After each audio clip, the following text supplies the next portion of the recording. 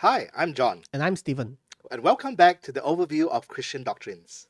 Last time, we covered this immense topic, or begin to cover the immense topic of the doctrine of God. Mhm. And today, we want to take a step back, rewind a bit, and actually even ask ourselves the questions: how do we even know that God exists? That's right. Because if you think about it, hmm right, if God doesn't exist, then what we're doing here, Yeah, right? yeah. What's What all are we this even talking Christian about? doctrines all about? It's all a waste of time. Exactly. And many people in the world today believes that there is no God. There is no Mhm. existence or proof for the existence of God.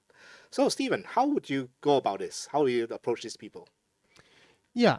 So today we're going to offer arguments that are a bit more scientific in nature. So the first one that I want to offer is the Kalam Cosmological Argument. It has three very simple premises or two premises with one conclusion. Whatever begins to exist has a cause. That's number one. Number two, the universe began to exist. Number three, therefore, the universe has a cause. Now, we have to pay attention to number two. The universe began to exist. Now, you can't take it for granted that we always thought that the universe began to exist. Back in the 19th century, scientists generally believed that the universe did not begin to exist. The universe was past eternal. That means it has always existed. But in the 20th century, we begin to observe the expansion of the universe, that the galaxies are moving further and further apart from each other. It is like a balloon that is inflating. So if you think about it, If you rewind time, then yeah, it must come from a single origin. yeah, the balloon gets smaller and smaller, and you will reach a singularity point. It will reach a single point, and that is called the Big Bang Theory. So ever since that came out, uh, it has now become indisputable, really, that the universe indeed began to exist. Now, if you look at premise number one, whatever begins to exist has a cause. Things don't just pop up into existence out of nowhere. At some point, I didn't exist, and then my parents came together, and then at another point, at the later point, I began to exist, right? So, since I began to exist, I have a cause. And the universe also began to exist, so it also has a cause. The universe has a cause. So when we refer to the cause, We mean God. we mean God. But then here's a question: what caused God? Right? What caused God to exist? Right, right. So you have to be very careful with premise number one. It says, whatever begins to exist has a cause. Since God did not begin to exist, because God is outside of time and space, because you have to think about what qualifies to be the cause of the universe. First of all, the cause of the universe must be uncaused. Otherwise, that cause of the universe will need to have a cause, and then will further need to have a further cause and a further cause, and you're just kicking the problem upstairs. That chain of causation has to end somewhere or has to start somewhere. Yep. So at the very start, there has to be an entity that is uncaused, that is not constrained by time and space, because time and space is part of the universe, right? And it must not be made of matter, it must be immaterial, because matter is exactly what the universe is about. So the cause of the universe must be uncaused, immaterial, timeless, spaceless, and extremely powerful, powerful enough to generate a universe. Okay, that is possibly one very strong argument for the existence of Mhm. God, because only God, who exists outside any creation stuff, Yeah. elements like time, space, and matter, has to be that cause. That's one way to look at it. But perhaps another way to look at it is like, what makes you so certain that the cause is God? Why couldn't the cause be chance, or random elements that floating and somehow fuse together and boom? Right, right. So we have another argument. We call it the teleological argument, and the word teleological comes from the Greek word telos. Telos means um, an end or a purpose, a design. So, um, so the teleological argument goes this way: the fine tuning of the universe is due to either physical necessity, chance, or design. We are saying that the universe is so finely tuned, demands an explanation why the universe is like that. So when you mean that the new universe is finely tuned, what exactly do you mean by finely tuned? Yeah. So take for example the gravitational constant. So the force of gravity is given by you take the two mass of object that you're comparing, you're figuring out its gravitational pull, and you the product of the two masses divided by the radius squared, and then you multiply it with a secret source. And that secret source is the gravitational constant. It's the same gravitational constant anywhere in the universe. So the life permitting range of this gravitational constant, this big G, is 1 in 10 to the power of 60. What this means is that if you put 1 and then you put 1 to the power of 60, that's many zeros. And if you just move slightly weaker by a hair or slightly stronger by a hair, then we wouldn't have a life permitting universe. If the gravitational constant is a bit too weak, then you will not have chemistry. All you have will just be hydrogen ions because the electrons and the protons.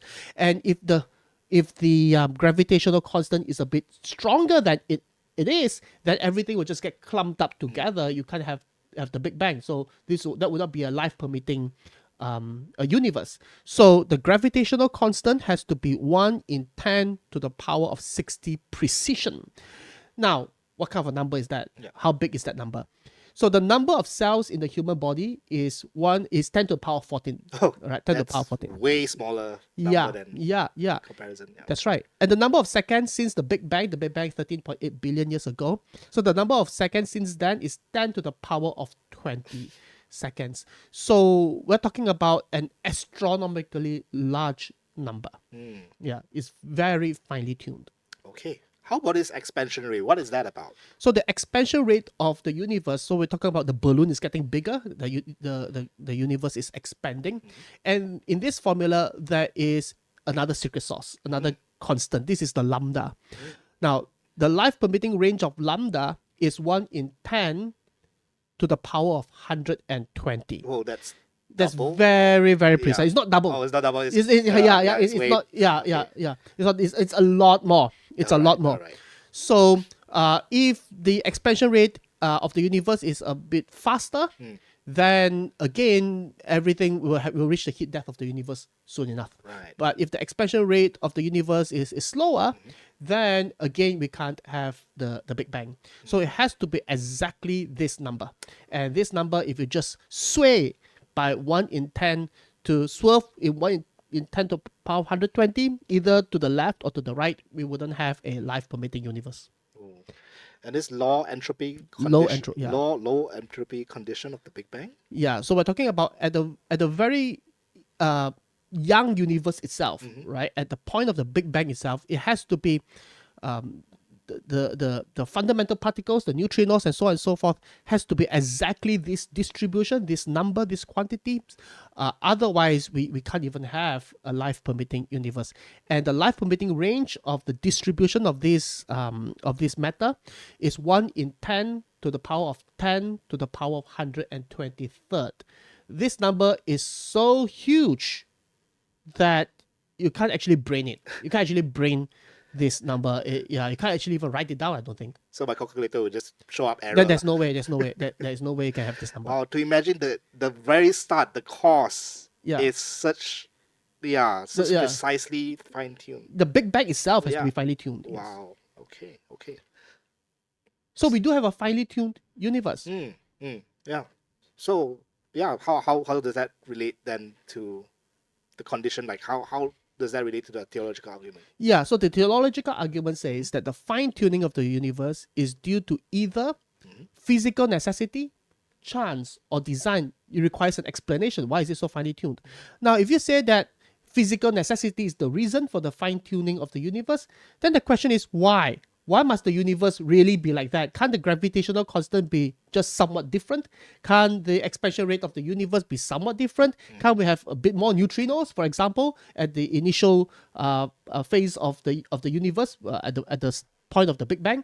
So physical necessity, there's no reason why the universe has to be like that. So we can rule that out. What about chance? Now, even if you find a watch, right, in the middle of a desert, and you pick up the watch and it says made in Switzerland and it's a fully functioning watch, and you ask your friend, how did this watch end up here? Well, if he were to say it's because of soil erosion, it's because of wind, it's because of tidal waves, natural processes. Natural processes produced this watch. It is by chance, random chance. Now you wouldn't accept that explanation. no you way. you would say that someone designed it. It is not by chance. If you were to win a lottery every day for your entire life, right? You wouldn't say that that is by chance, and that would be a much smaller number than the one that's being presented to us in the fine-tuned universe. Okay. So So it is not due to physical necessity or chance. Since that is the case, the fine-tuning of the universe is due to design. And so it is entirely legitimate to say that the universe is designed, or at least appear to be designed, then it makes complete sense to talk about who is the designer. an intelligent designer. Yes. That I think this goes back to our first topic of when we approach the topic of God, doctrine of God, and how God is the basis, the ground of everything, every being. And I think the verse that was used was he's the sustainer, who once holds the universe together. That's right.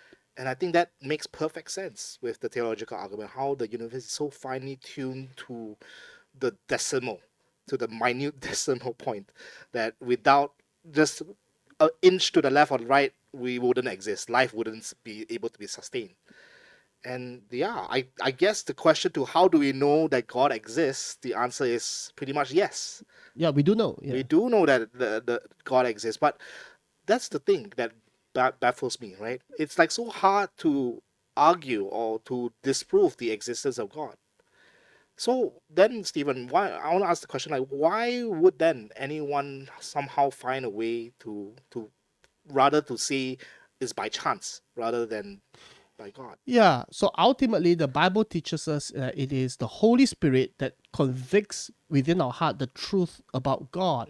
So John 15:26 says, "But when the Helper comes, whom I, Jesus Christ, will send to you from the Father, the Spirit of truth, who proceeds from the Father, he will bear witness about me." Right, right. Okay, thanks, Stephen. I think you mentioned that this are just the scientific explanations or the scientific argument to prove the existence of God. Does that infer that there are other arguments? Yeah, the non-scientific ones, Yep. yeah, we'll cover those in the next episode. All right, stay tuned.